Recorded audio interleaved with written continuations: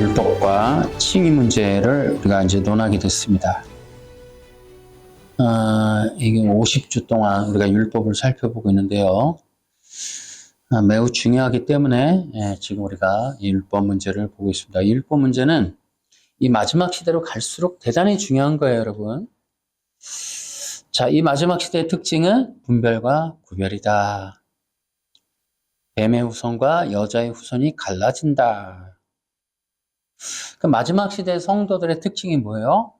지난주에 계속 얘기했듯이 또 오늘도 뭐 하나를 더 얘기하자면 좁은 문으로 들어가는 자들이 마지막 시대의 여자의 후손들이다. 세상 많은 사람들이 넓은 문으로 들어가지만 주님의 백성들은 좁은 문으로 들어간다. 하나님께서 이끄시는 길, 천국에 이르는 생명의 길은 좁은 문으로 들어가야 갈 수 있다. 사람들이 모두 좋아하고 인정하는 그 길로 몰려가지 말아라. 그 길에 연합하지 말아야 한다. 진정한 주의 백성들은 좁은 길, 십자가의 길, 가시밭길 이런 길로 가게 된다. 그러니까 우리 기독교인들이 이제 우리 생각해야 될 건 뭐냐면 목적이 뭐냐는 거예요. 천국인가? 구원인가? 영생인가? 아니면 내 소망이고 내 자존심, 자존감, 내 영광 이런 것들인가? 그러니까 우리가 기독교 신앙인이라면 이런 고민을 해야 돼요. 성경에 보면 이 사도 바울 보면 계속해서 그런 얘기하죠. 나는 천국을 이 생명의 면류관, 의의 면류관, 상 받기 위해서 달려간다. 표대를 향하여 달려간다. 이런 얘기 많이 하잖아요. 그러니까 신앙의 목적이 확실한 거예요. 이 사도 바울이. 우리도 이 땅에서 기독교인으로 사는 목적이 무엇이냐에 따라서 어떻게 준비하고 무엇을 준비하고 어떤 선택을 하고 어떤 길로 갈 것인가가 결정된다라는 거예요. 그러니까 그래 나도 바울처럼 생명의 길, 구원의 길, 표대를 향하여 상 받기 위해서 그러려면 어떻게 된다? 좁은 문으로 들어가야 된다. 좁은 문. 그런데 문제는 뭐예요? 좁은 문으로 들어가는 자들이 별로 없다. 적다. 우리는 이 말씀을 좀 기억해야 될 필요가 있어요. 신앙인들이 그러니까 다 종교인이다 보니까 기독교인조차도 종교인이다 보니까 여전히 육신, 자기 생각을 한단 말이에요. 하고 싶고 먹고 싶고 가고 싶고 되고 싶고 누리고 싶고 이런 것들을 목적으로 교회에 오고 기도하고 예배하고 뭐 헌신 봉사하고 헌금하고 하는 목적도 전부 이 욕심 그런 것들이 가득 이 종교다 종교. 그렇기 때문에 이제 몇 년 안 있으면 진짜 이 쫙 갈라지게 될 것이다. 영육이 완전히 지금도 뭐 너무너무 이제 많이 갈라지지만 영육이 갈라지게 될 것이다. 진짜 기독교인은 영적인 생명의 길을 따라가게 될 것이다. 라는 거예요. 자, 우리 이제 본격적으로 칭의에 대해서 좀 우리가 한번 알아봅시다. 칭의의 교리가 이제 이 기독교 핵심이에요. 저는 이제 이 두 번째 책을 이제 이 칭의에 대해서 의의 전가 교리에 대해서 이제 쓰려고 지금 준비하고 있는데요. 제가 이제 이 의의 전가 교리를 써보려고 찾아보니까 책이 제일 많아요. 칭의라든지 의의 전가 교리 여기에 관련돼서는 뭐 너무너무 많아요. 책들이 넘쳐납니다. 근데 여러분들이 이제 이 자료를 찾아보면은 칭의 교리 이렇게 찾아보면 기독교에서 가장 중요한 것이다. 이제 이런 것을 우리가 알 수 있어요.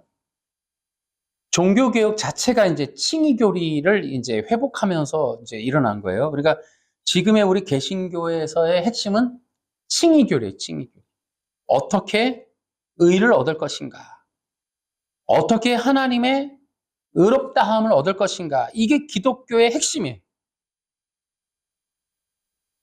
이제 근데 우리가 이제 기독교가 재미난 건 이 종교개혁의 핵심이었던 이 칭의교리가 이제 이 기독교 내에서는 전파되고 있지 않다는 거.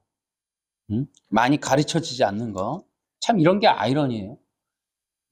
이신칭이라고 하는 믿음으로 그렇게 된다. 이걸로 개혁이 됐는데 이 프로테스탄트 개신교가 생겼는데 개신교인들이 칭의를 몰라요. 가르치지 않아요. 칭의를. 다시 말하면 기독교의 핵심은 어떻게 하나님 앞에 이를 것이냐. 가인과 아벨의 제사를 보더라도 어떻게 아벨의 제사를 드리고 어떻게 하나님께 인정받을 것인가에 대한 그 방법, 그 진리를 우리는 로마 카톨릭과 같지 않아. 우리는 믿음으로 할 거야. 믿음으로 우리는 하나님 앞에 나갈 거야.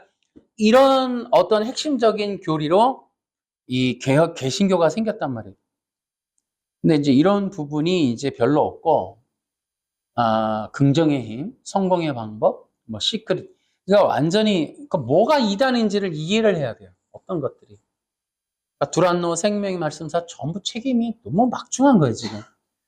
그러니까 이게 사람들이 그러니까 옳은 진리를 전하는 게 아니라 생명 말씀사 보면은 우리는 뭐 올바른 복음을 전하고 뭐 그런 게 써 있던데 그 올바른 복음을 전하는 게 아니에요. 여기 보면은 이 사람들이 생명을 담겠습니다. 사명 선언 뭐 모든 책에 있어요. 생명 말씀사는 만드는 책에 주님 주신 생명을 담겠습니다. 그 책으로 복음을 선포하겠습니다. 근데 복음을 선포하지 않은 게 너무 많아요. 그동안에 이제 출판된 책들을 보면 그러니까 사람들이 좋아하고 잘 팔리는 걸 출판했지 복음을 구별해서 출판하진 않았다. 우리가 이제 그런 걸 알 수가 있어요. 어쨌든 이제 그런데 또 이제 칭의의 이 교리, 칭의의 복음, 이제 이런 것들을 여러분이 찾아보시면은 엄청나게 그러니까 칭의라는 말을 찾아보니까요. 지금 그러니까 불교 빼고 이슬람 빼고 뭐 정교회든 로마 카톨릭이든 기독교 이름 달고 있는 십자가 달고 있는 모든 교파는 동일하게 칭의 교리가 있어요. 제가 얼마 전에 산 책에도 보면은 로마 카톨릭과 연합하여 낸 선언문이 있어요. 거기 칭의에 대해서 선언을 한 선언문이 있어요. 그게 감리교, 뭐 기독교 이런 세력들과 함께 제가 다음 주에 또 알려드릴게요. 그런 선언문이 있었던 그런 책들이 있었다. 그러니까 이게 칭의에 대해서 이제 이 카톨릭도 조금씩 변화하는 거예요. 변해서 그러니까 여러분 변한다 이렇게 하면 진리가 아닌 거예요. 바꾸고 고치고 이건 진리가 아니에요. 진리는 여러분 성경을 그러니까 고치고 왜곡하고 바꾸면 안 되는 거예요. 성경은 진리예요. 이거 바꾸려고 하는 건 안 돼요. 또 이제 칭의의 교리를 보면은 그래서 이게 모든 종교가 다 칭의 얘기를 해요. 그래서 또 거의 대부분이 로마 카톨릭도 얘기하는 게 뭐냐면 바로 의의 전가교리를 얘기를 해요. 로마 카톨릭 내가 그 책에 보니까 나오더만요.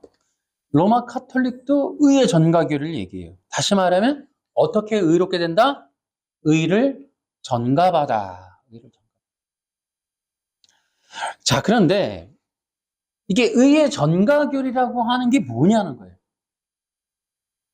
제가 이제 이 제목이 의의 전가교리 과연 성경적인가 하잖아요. 그러니까 이제 의의 전가교리 과연 성경적인가 이 제목을 달면 아마 그쵸 제가 얘기했죠 지금 거의 모든 기독교인들이 다 비난할 거예요. 특히 이제 개혁신학 이러면 이제 벌써 이제 비난을 하려고 할 거예요. 이제 이 의의 전가교리라는 게 이제 우리가 뒤에서도 또 계속 얘기하겠지만은 이제 칭이 어떻게 하나님께 의롭게 되느냐. 그러면 개혁신학이 주장하는 건 뭐냐면 의의 전가를 통해 의롭게 된다. 그러면 의의 전가는 뭐냐? 우리의 죄가 그리스도에게 전가되고 그리스도의 의가 우리한테 전가되고 교환되네. 내 거를 그리스도가 가져가고 그리스도께 나한테 오고. 그래서 이걸 루터가 빛나는 교환이라는 얘기를 했단 말이에요. 빛나는 교환이다. 교환된다. 이게 이제 의의 전가교리예요. 전가교리. 그리스도의 의를 내가 받아서 내가 죄인이 의인이 된다. 근데 여기에서 이제 이 맹점이 생기는 거예요. 그리스도의 의가 뭐냐? 그리스도의 의가 바로 율법으로부터 난 의다. 그리스도의 의는 율법으로부터 난 의다. 이 얘기를 하는 게 이제 의의 전가교리다라는 거죠. 자, 저는 이제 여기에서 이제 이게 문제가 있다. 이제 이런 얘기를 하려고 제가 이 제목을 좀 달았습니다. 그러니까 그 칭의의 거기 밑에 칭의의 교리는 하나님 앞에서 의롭다함을 얻는 것이 무엇인가? 이런 얘기를 하는 거예요. 그러니까 의롭다함을 얻는 것이 지금 이것이 외면할 수가 없어요. 왜냐하면 우리가 다 알다시피 신약 성경을 열면 예수님의 사복음서 지나서 사도행전, 로마서, 갈라디아서 이 전체 가장 중요한 이 서신서들의 핵심이 의로움이에요. 의로움. 또 예수님도 의에 대해서 얘기한단 말이에요. 너희는 바리새인보다 더 나은 의를 가져야 된다. 하나님의 나라와 그 의를 구하라. 그러니까 이게 성경에 보면은 신약 성경이 전부 의에 대한 얘기를 한단 말이에요. 그러니까 의를 외면할 수는 없어요. 아마 이렇게까지 얘기 안 했으면은 아마 신학하시는 분들도 이 의 얘기 이렇게 안 했을 것 같아요. 제가 볼 때는. 근데 어쨌든 이 의에 대해서 얘기를 할 수밖에 없어요. 성경은. 너무 중요하고 너무 핵심적인 내용으로 너무 많은 분량이 얘기하고 있으니까. 그러니까 이 신약하고 바울 서신에서 칭의가 굉장히 중요하게 다뤄지고 전체적으로 다뤄지니까 누구라도 이걸 외면했고는 신약을 말하기가 어려워요. 그러니까 그러니까 이 칭의 논쟁을 보면은 그 칭의라고 하는 걸로 검색을 하면은 절반 가까이가 바울 신학에 떠요. 바울 신학.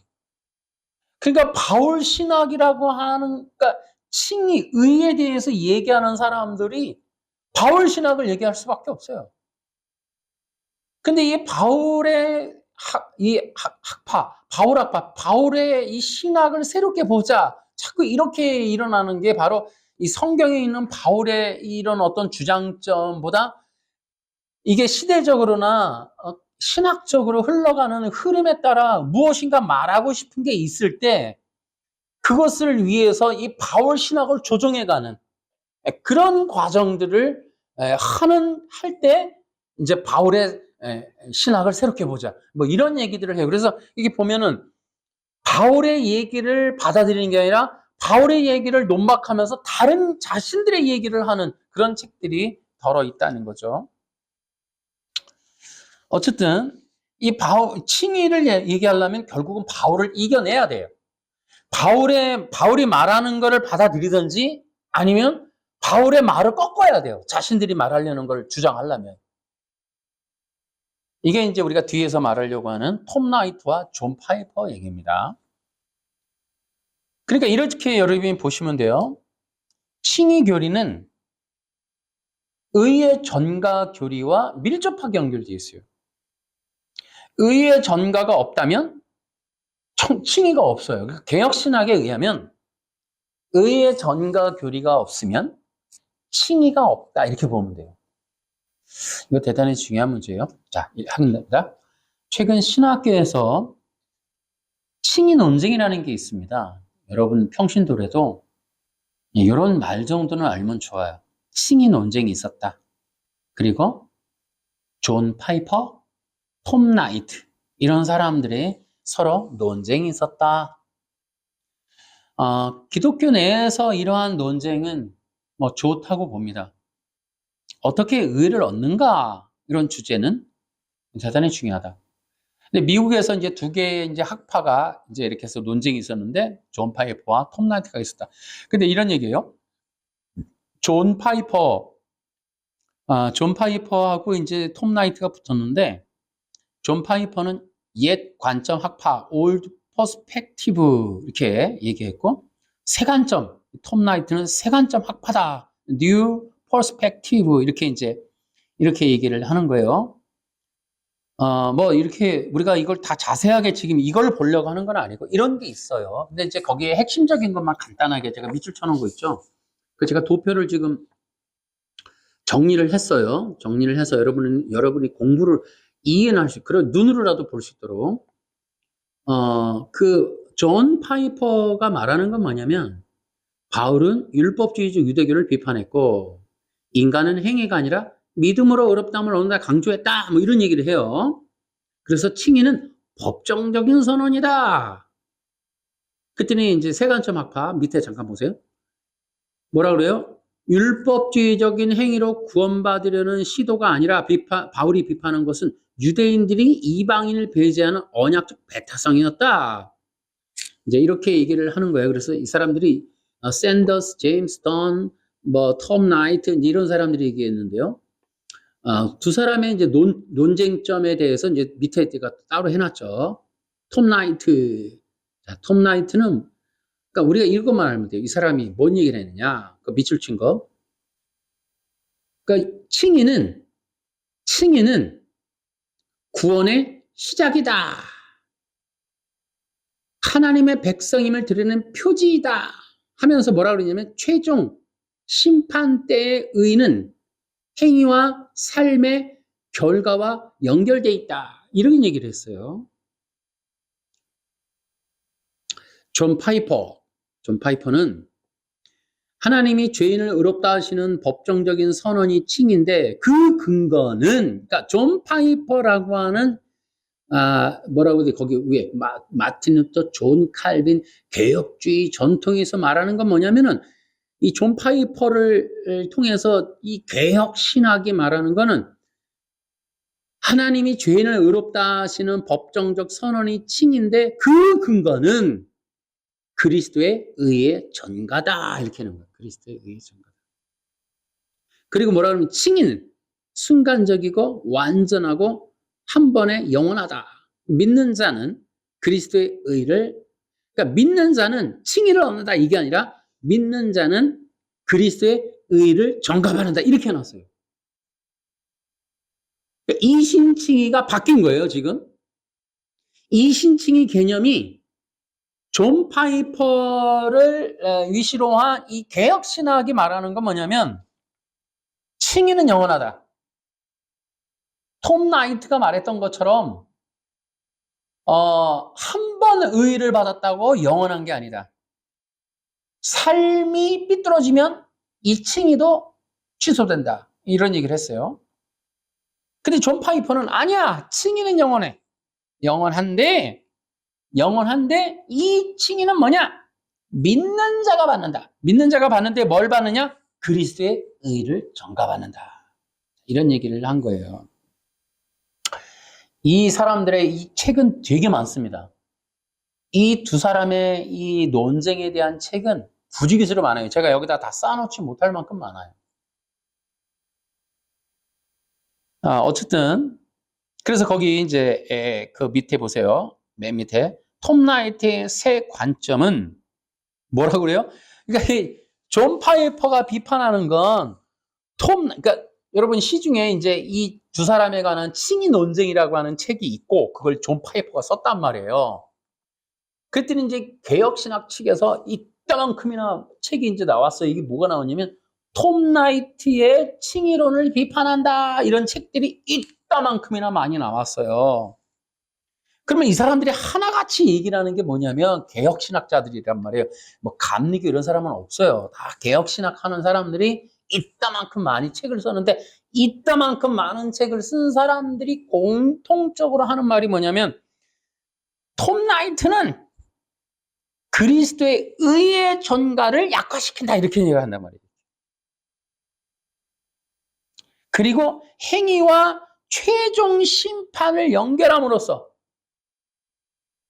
도덕과 윤리를 마지막 구원과 연결함으로써 오직 믿음으로 의를 얻는다라는 복음을 훼손했다.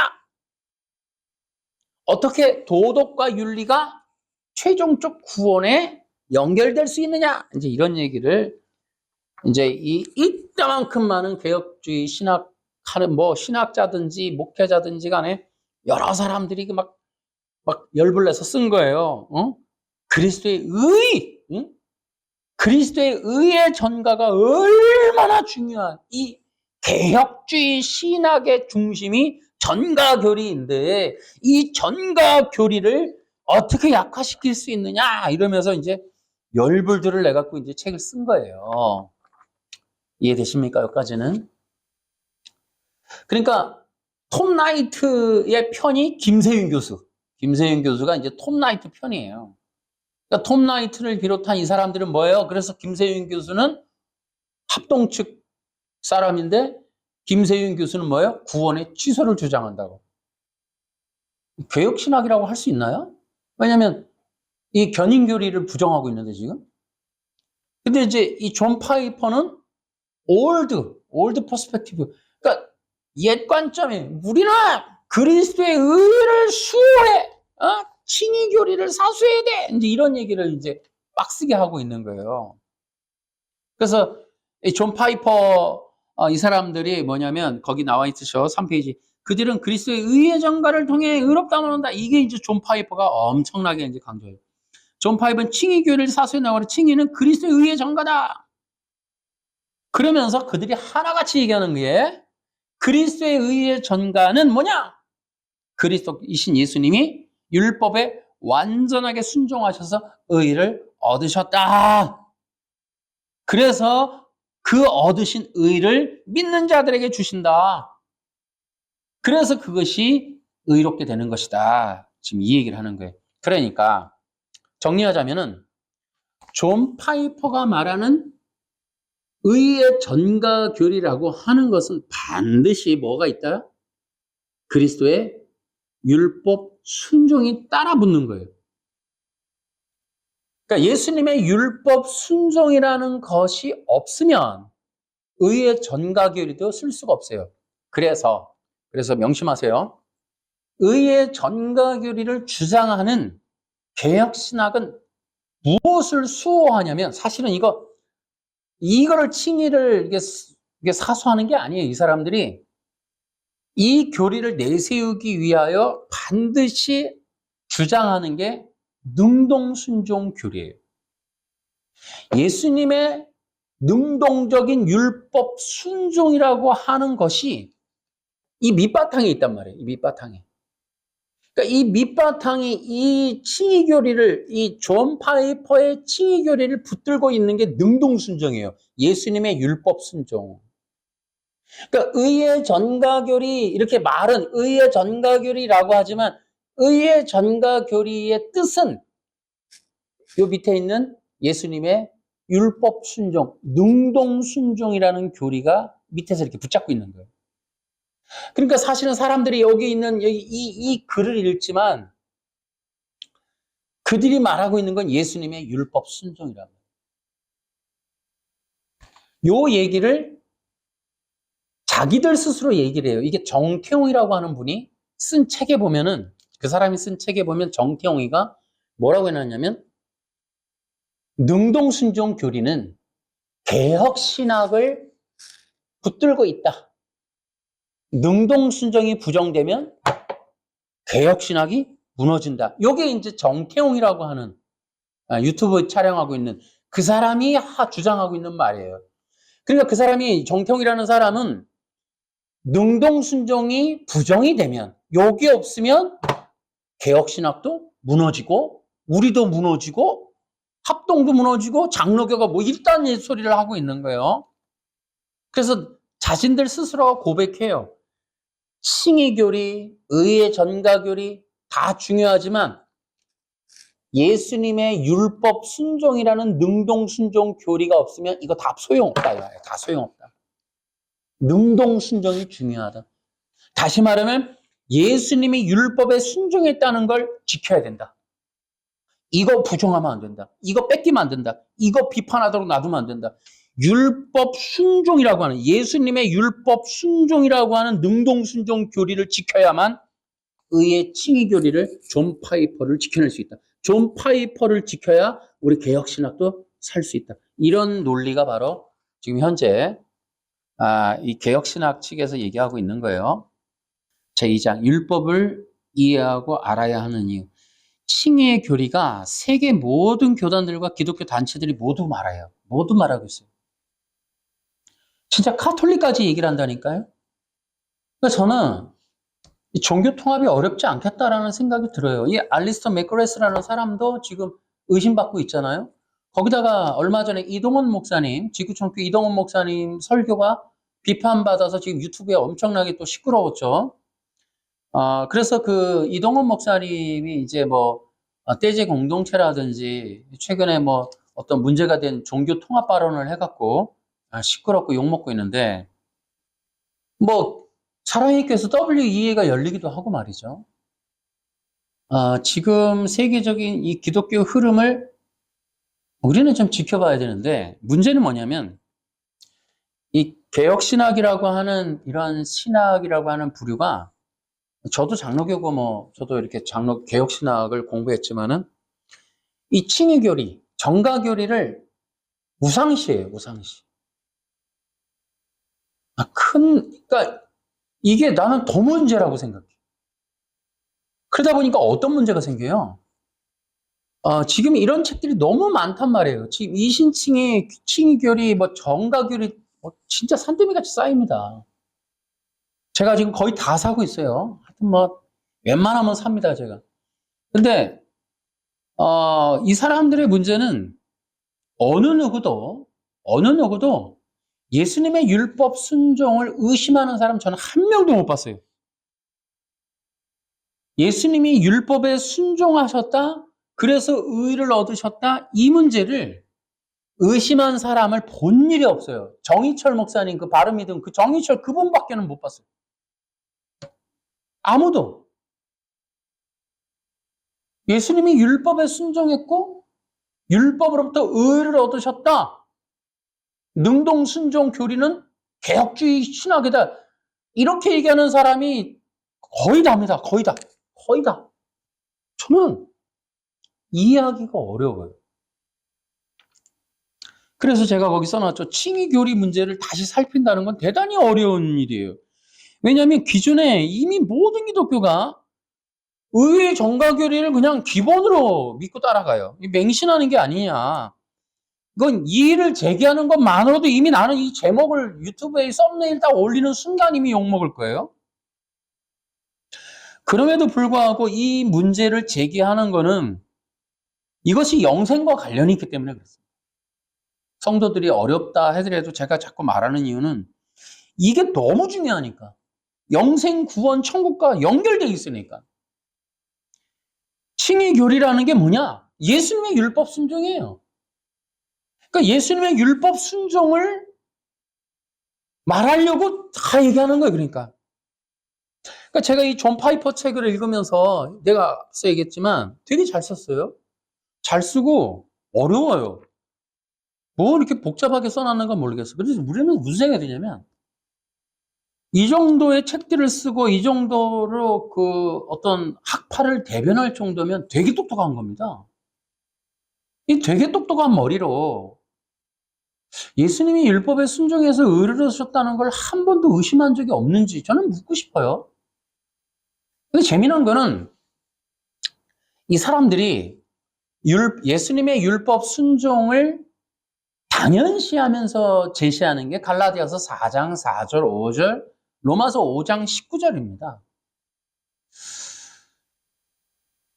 너무 이해할 수가 없어요.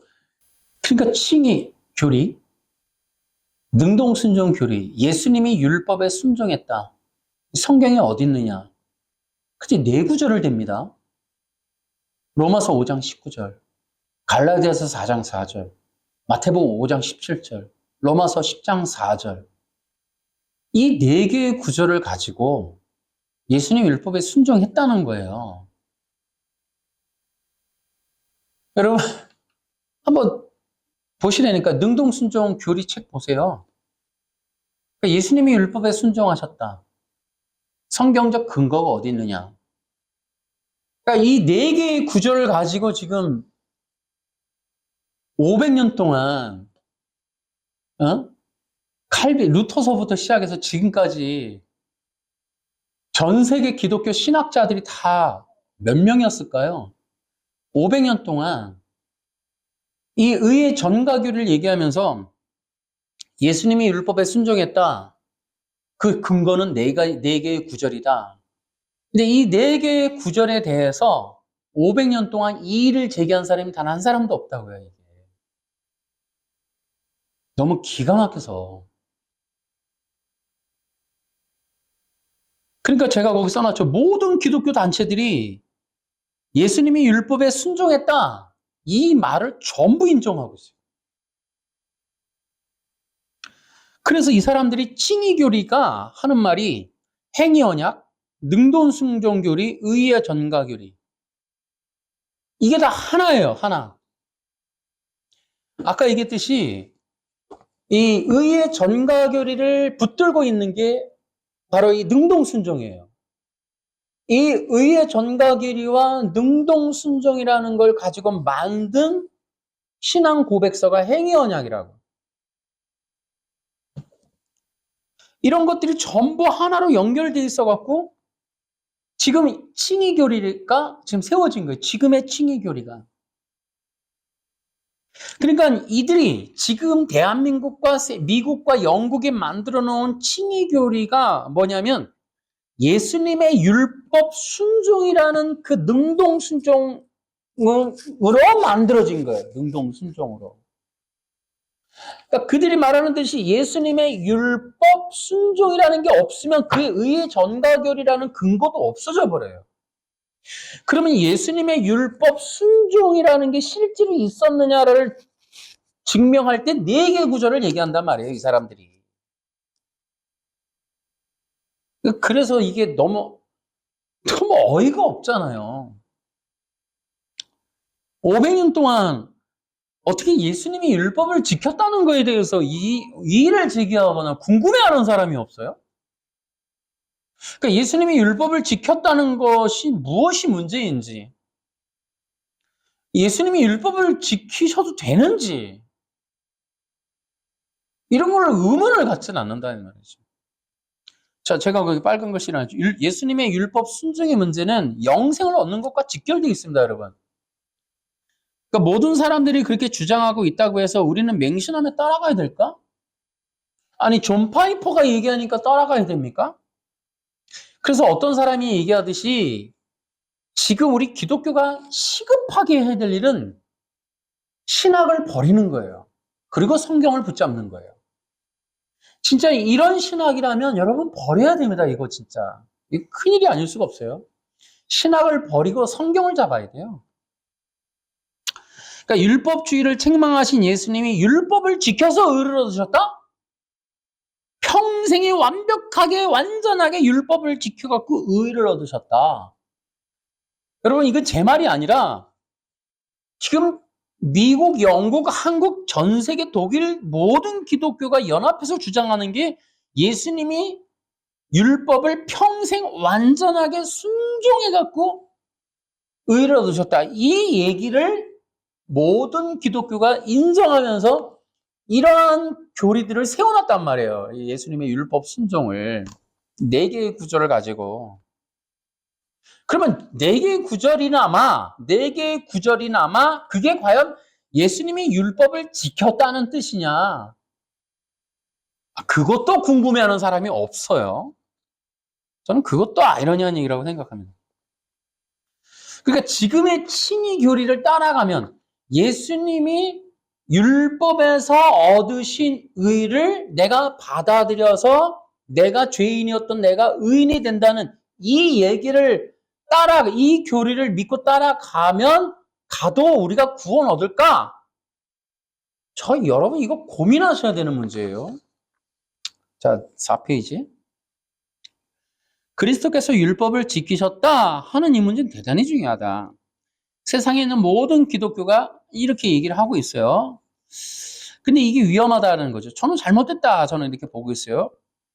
더군다나 예수님이 율법에 순종했다는 거, 제가 랍비 예수 얘기할 때도 얘기했지만 이거 예수님 모독하는 거예요. 그리스도께서 율법에 순종하는 것이 아니라 율법을 완성하고 율법의 마침이 된다.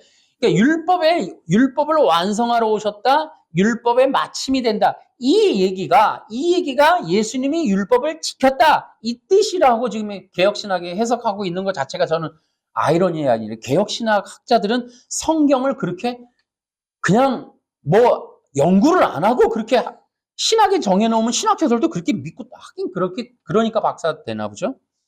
아니 어떻게 예수님이 내가 율법을 완성하러 왔다 이 말이 내가 율법을 지키러 왔다로 들려요 그게?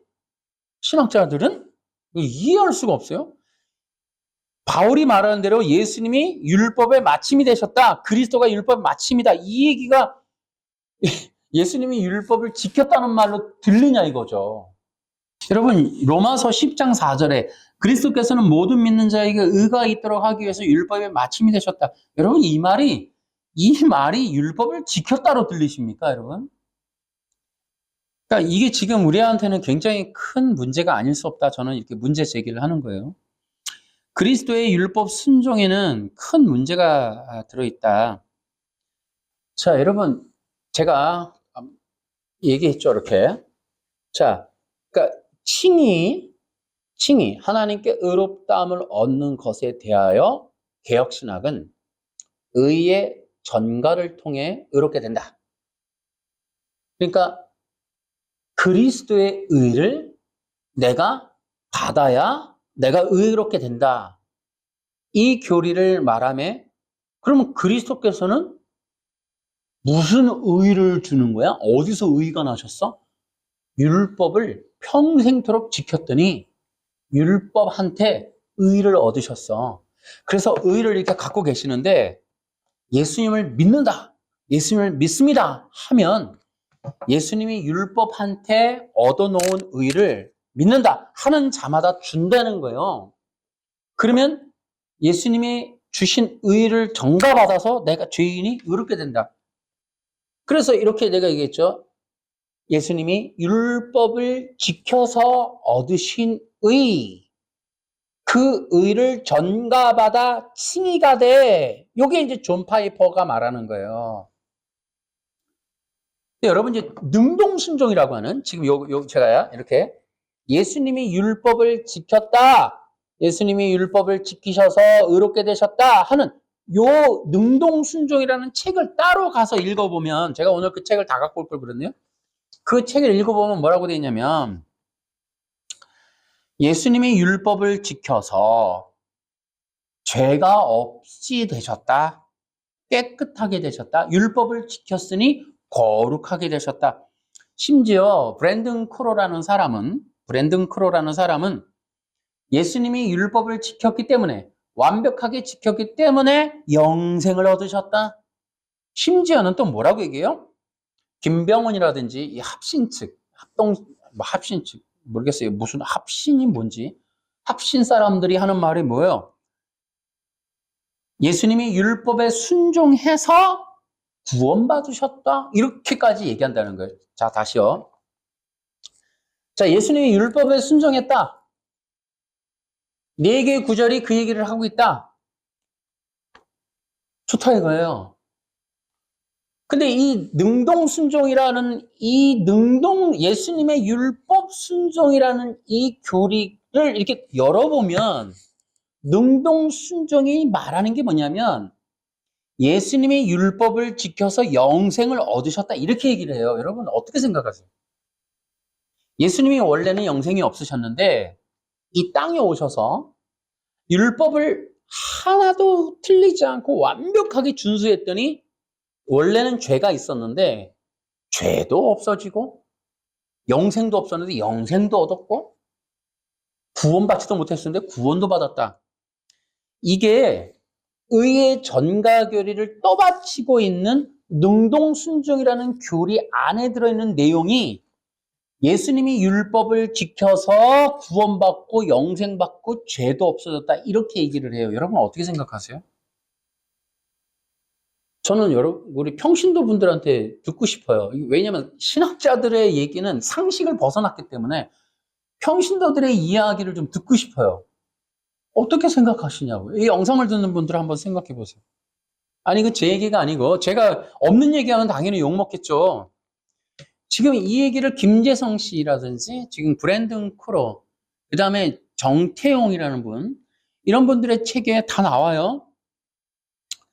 이분들이 이렇게 예수님의 율법 순종이 있었기 때문에 의의 전가교리가 신호섭이라고 하는 사람도 전가교리가 있고 정가교리가 있기 때문에 칭의, 이신칭의가 가능하다 이런 얘기를 한단 말이에요. 그럼 예수님의 율법 순종이라고 하는 이 밑바탕에 있는 의의 전가교리를 이렇게 붙들고 있는 이 예수님의 율법 순종이라고 하는 내용을 여러분들은 들어보면 어떻게 생각하시냐고요. 저는 묻고 싶어요. 이걸 평신도들이 알고 있나 모르겠어요. 이게 신학자들이 하고 있는 얘기들이에요, 이게. 그랬더니 예수님이 율법을 지켰더니 거룩해지고 죄가 해결되고 구원도 얻고 영생도 얻었다. 여러분 이렇게 얘기한다니까요. 자, 그래서 우리가 그동안 50주 가까이를 율법 얘기를 한 거예요. 율법의 제한과 한계가 뭐냐? 율법이란 뭐냐? 이런 얘기를 계속 반복적으로 한 겁니다. 응? 율법의 한계, 율법의 용도와 목적, 율법의 능력 이런 것들을 알아야 우리가 분별하니까 말이죠. 제가 계속 얘기를 했죠. 율법은 의를 주지 못해요. 이게 이제 결정적인 거예요. 율법은 구원이나 영생이나 의를 주지 못한다. 거기 밑줄 좀 쳐보세요. 여러분 율법을 되게 지키니까 죄가 해결됩니까? 아니라는 거예요. 인간의 죄는 율법으로 해결하는 것이 아니라 그리스도의 피로 해결하는 거예요. 그리스도의 피로. 그리스도의 피로 죄가 씻겨지는 것이지 율법을 완벽하게 지키니까 죄가 해결되는 게 아니란 말이에요. 그러니까 율법을 지키는 이 문제, 이거 대단히 중요한 문제입니다. 그러니까 예수님이 율법을 지켜서 죄가 해결됐다? 그러면 율법을 지키기 전에는 죄인이라는 얘기가 되고 그리스도가 아니라는 얘기가 되고요. 또 대단히 중요한 거는 예수님으로부터 율법을 통해 죄 씻음과 영생을 얻는 새로운 시조가 되는 것이죠.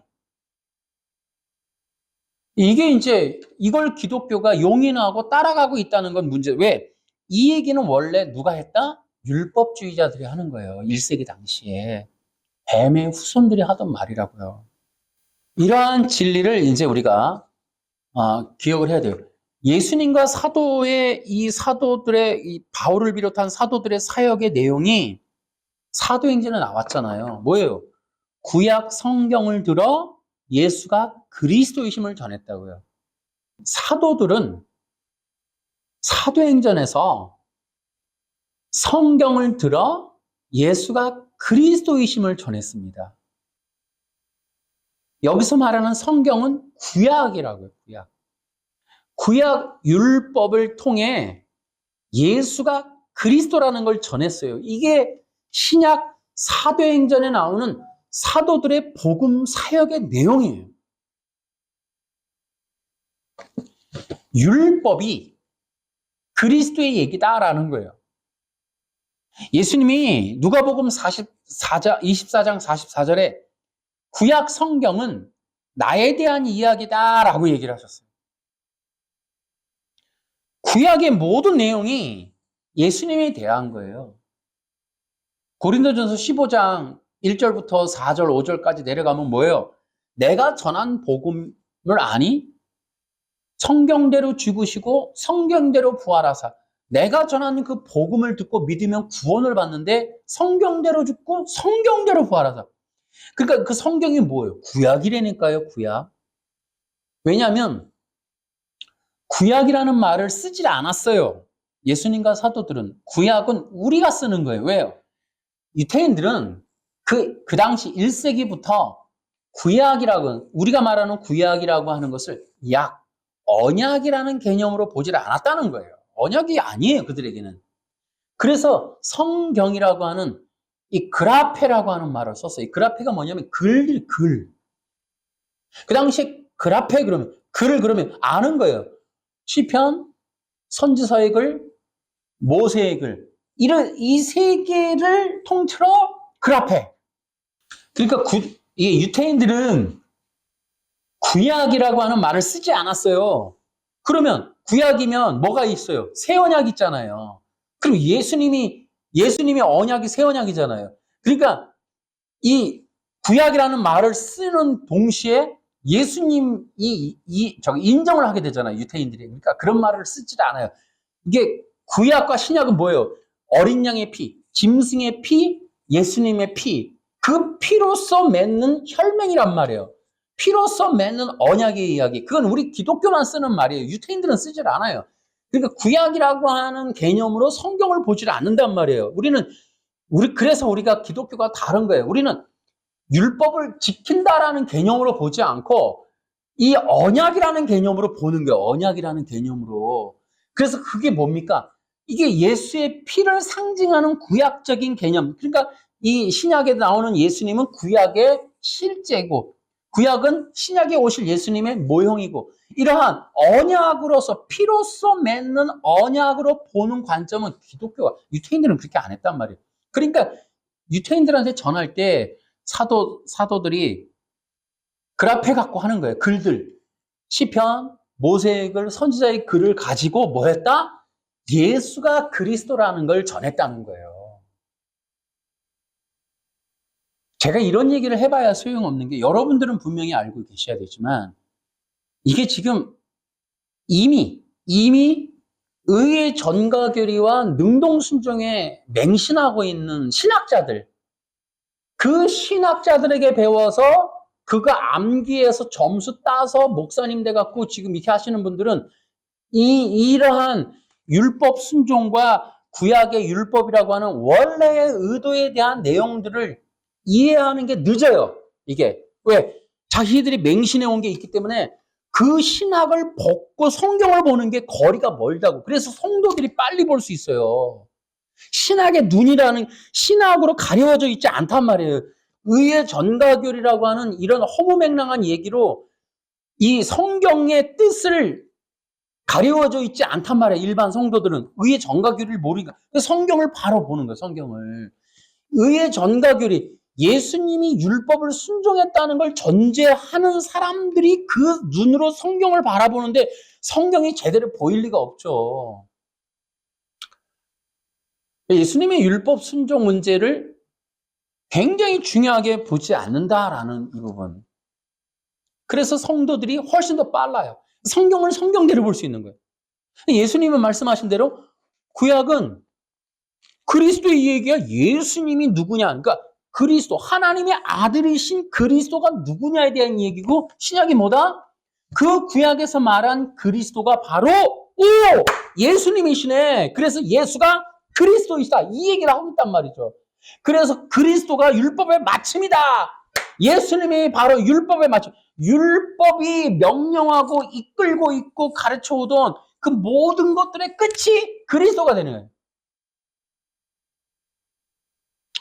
근데 그렇게 율법이 말하고 있는, 율법이 예를 들어 이런 거예요. 뭐라고 그랬어요? 그 갈라디아서에 가면은 율법이, 로마서에는 죄를 알게 한다라고 하는 용도, 율법의 용도 1. 두 번째는 뭐가 있어요? 갈라디아서 가니까 율법은 그리스도께로 인도하는 뭐다? 몽학선생이다. 이런 얘기를 하잖아요. 그러니까 구약이라고 하는 게 사람들의 손을 딱 붙잡고 몽학선생이에요. 몽학선생. 이것은 아이들을 이끌어가는 유모예요. 유모. 그러니까 그 유모가 아이의 손을 붙들고 그리스도를 찾아가는 거예요. 이게 율법이라고, 율법. 율법이라고 하는 기능은 사람들로 하여금 그 어린아이 같은 사람들, 영적인 어린아이들, 아무것도 모르는 영적인 어린아이들 같은 그런 돌봄이 필요한 그런 초등학생 같은 그런 어린아이들, 이 돌봄 교사가 없으면 안 되는 그런 어린아이들과 같은 성도들과 이스라엘 백성과 그 수많은 백성들의 손을 붙들고 그리스도를 향해서 걸어가는 거예요, 율법은. 그리스도는, 잘 들어, 십자가에서 죽으실 거야. 그리고 부활하실 거야. 우리 속죄 제사 보러 갈까? 성막으로? 우리 그리스도께서는 저 성막과 같은 분이시고, 저 제물과 같은 분이시고, 저렇게, 뭐, 떡각성과 같고, 저렇게 뭐, 지성소 같은, 저런 분이 그리스도이셔. 저런 분이 오시면 꼭 그를 믿어야 해. 알았지? 그분이 바로 우리가 믿어야 될 그리스도야. 하고 그 향해서 가는 거예요. 그래서 예수님을 딱 만났어. 율법이 하는 말이, 자, 이제 예수님께로 가. 가서 내가 너한테 가르쳐 준 대로 해봐. 가서. 저분이 바로 내가 그토록 얘기해왔던 그분이셔. 자, 이제 그리스도께로 가. 이 율법의 끝은 그리스도예요. 율법이 그렇게 말하고 가르치고 이끌고 손잡아 주던 그 세월, 그 어린아이, 돌봄이 필요한 어린아이들을 이끌고 그들이 해야 할 사역의 끝이, 그들이 유머로서의 역할의 끝이 그리스도를 만나는 거예요. 그리스도까지라고. 그래서 그리스도를 만나면 이제 유머는 다른 이제 직장을 찾아가는 거예요. 유머로서의 역할이 끝나는 거예요. 이제 그리스도를 만나서 이제 그분으로부터 약속된 걸 받아. 알았지? 그분이 약속된 걸 주실 거야. 그분이 모든 것에 답을 갖고 계셔. 이게 율법이 하는 역할이에요. 그래서 율법이 그리스도께로 인도하는 이유는 그리스도를 만나야만 그리스도에게서 약속된 걸 받을 수 있기 때문이에요. 이것이 바로 율법의 용도고 목적이에요. 율법이 예수님 앞에서 나를 지켜, 내가 너에게 의를 줄게, 이거는 아니다 이 말이에요. 율법은 자체적으로 의를 주지 못해요. 율법을 열심히 지킨다고 해서 자 이제 영생을 줄게, 절대 못하는 거예요.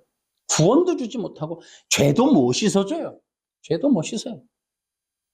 그러니까 율법을 지킨다고 죄도 씻어주지 못하고 영생도 주지 못하고 심지어 의도 주지 못해요. 사람이 율법을 지키는 건 안 되죠. 사람이 율법을 지켜서 의를 얻는다. 요게 율법주의고, 사람은 죄가 있어서 율법을 완전하게 못 지켜요.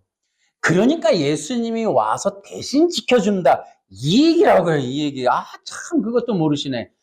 의의 전가교리라는 건 율법을 지켜야지만이 되는데 이 율법을 인간이 못 지킨다고. 인간은 죄가 있으니까.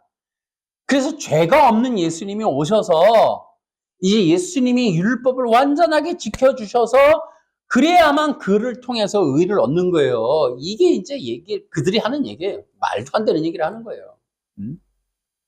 자, 들어보세요. 율법주의라는 건 율법을 지켜서 의와 영생과 구원을 얻을 수 있다고 말하는 게 율법주의라고요. 사람이 지키느냐, 예수님이 지키느냐의 차이가 없어요. 예수님이시라고 해서 율법 지키니까 의를 얻는다? 그런 개념은 없는 거예요. 성경에도 없고 그렇게 될 수가 없는 거예요. 율법은 의가 없어요. 율법은 기준. 의를 얻는 기준. 하나님 앞에 의를 얻으려면 거룩해야 해. 거룩함을 얻어야 해. 기준. 그렇게 얘기하는 거예요. 그래서 율법이 말하는 대로 지켰더니 율법아, 나한테 빨리 의를 줘. 그렇게 되는 게 아니에요. 사람이 지키면 율법주의니까 예수님이 지키니까 괜찮지. 무슨 헛소리들을 그렇게 하는 겁니까? 여기에 다 속는 거예요, 여기. 제가 책 읽어보면 거기에 다 빠져 있어요. 우리 인간이 율법을 지키는 건 율법주의지만 예수님의 율법 지키는 건 괜찮지. 전부 거기에 속가 있어요. 율법을 지키는 것 자체가 율법주의라고. 예수님이시라도 안 되는 거예요. 율법에는 의가 없어요. 율법은 의를 못 줍니다, 여러분. 기준을 말하는 거예요, 기준. 율법의 법, 무언가를 정하는 거. 우리는 그 법대로 행하여 하나님께 의롭다 인정을 받는 거지, 율법대로 했어서 율법에게 뭔가를 얻는다, 이 개념이 아니라고요. 그래서 근데 그 율법이 뭐를 얘기해요? 뭐가 기준이에요? 예수님을 믿으면 의롭다는 거예요. 근데 예수님이 오셨어요. 율법이 뭐라고 써요? 예수님을 믿으면 의롭게. 예수님이 와갖고 율법 앞에 서서 예수님을 믿으면 의롭다. 이건 뭡니까? 예수님을 믿으면 예수님이 율법 앞에서 예수님을 믿으면 의롭다. 이게 말이 됩니까, 여러분? 아까 얘기했죠. 율법은 그리스도에 대한 얘기라고요. 모든 게 예수님에 대한 얘기를 하는 거예요. 예수님에 대한 이야기를 하는 그 율법 앞에 예수님이 서서 율법을 지킨다는 개념이 뭡니까, 이게? 어? 그러니까 보세요.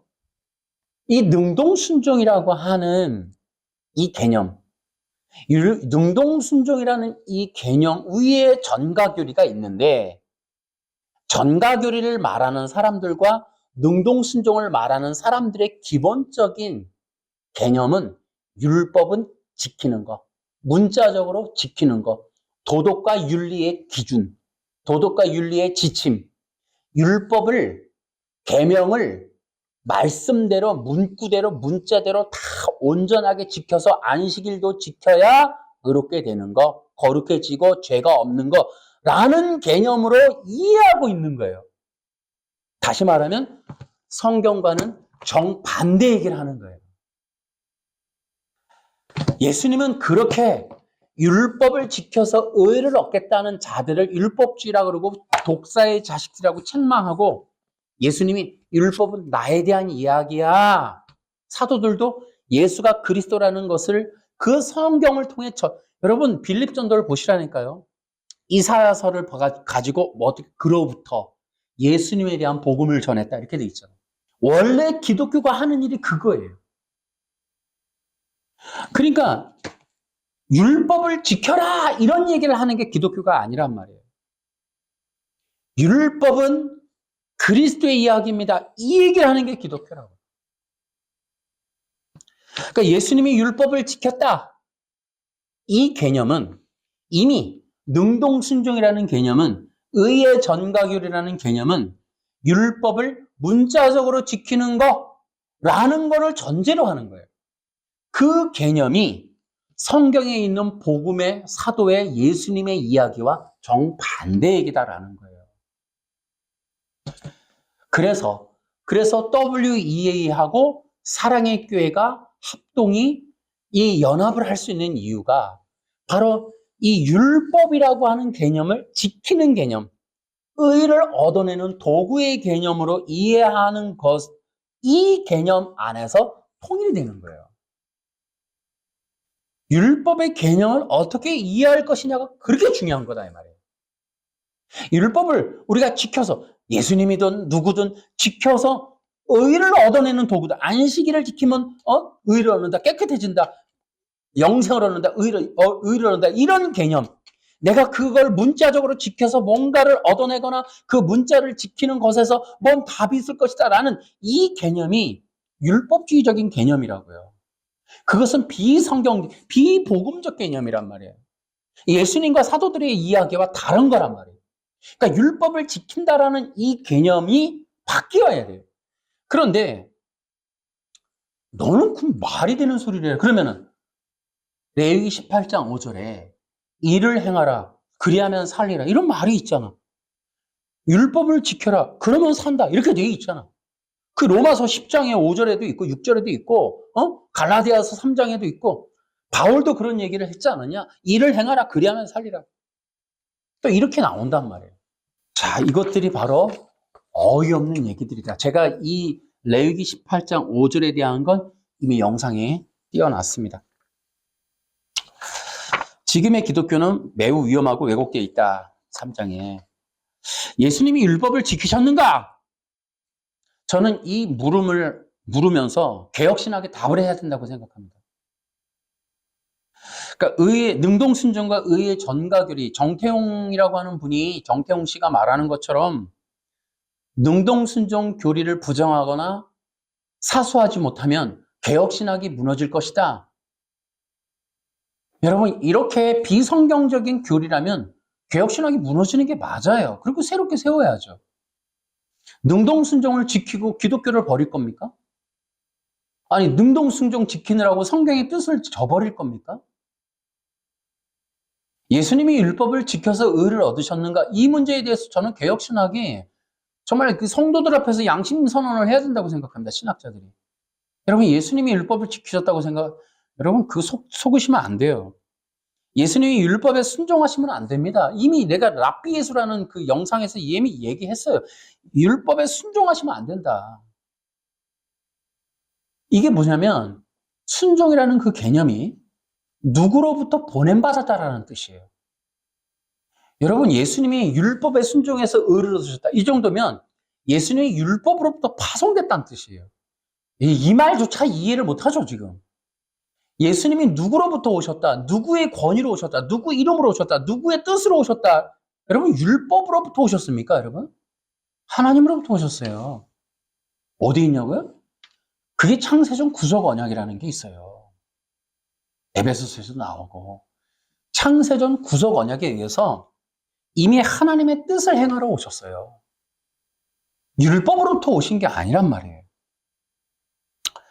저는 지금은 다시 한번 또 강력하게 이 영상을 혹시라도 성도들이 듣는다면 신학으로부터 벗어나셔야 돼요. 지금은 개혁신학을 따라가면 안 됩니다. 개혁신학이 위험해요. 개혁신학이 주장하는 이런 의의 전가교리, 제가 그 시노소시 책 다음에 다 갖고 올게요. 이 능동순종 전부 위험합니다. 이걸로는 여러분 구워놓기 힘들어요. 제가 오늘 로마서 8장 15절을 읽었는데 하나님의 자녀가 되는 권세, 이게 바로 거룩의 뜻에 들어있어요. 율법의 명령에. 그러면 율법의 명령에 거룩하라라고 하는 뜻은 율법을 지켜서 얻은 의에 없어요. 이게 성령입니다, 여러분. 이걸 이해를 못하죠? 띵하겠죠? 또 너 욕할라. 근데 로마서 8장 15절에 하나님의 영을 받은 자들 외에는 하나님께 아바 아버지라 부르짖지 못한다고 이미 얘기하고 있습니다, 여러분. 그뿐만 아니에요. 갈라디아서 나오고 갈라디아서 4장 4절 이후 4장 5절 6절까지 내려가 보세요. 여러분, 이게 얼마나 중요한 내용인지 여러분 아셔야 돼요. 예수님이 율법을 지켜서 의를 얻지 않으셨다. 율법은 의를 주지 못한다. 율법은 그리스도를 통한 구원의 법이다. 제가 그 마지막에 그리스도의 율법 지킴은 6페이지에 다른 종교와 혼합되는 발판이다. 그러니까 예수님이 율법을 지켜서 의를 얻으셨다라는 건 여러분 누가 환영하는 줄 아세요? 이거 불교가 환영해요.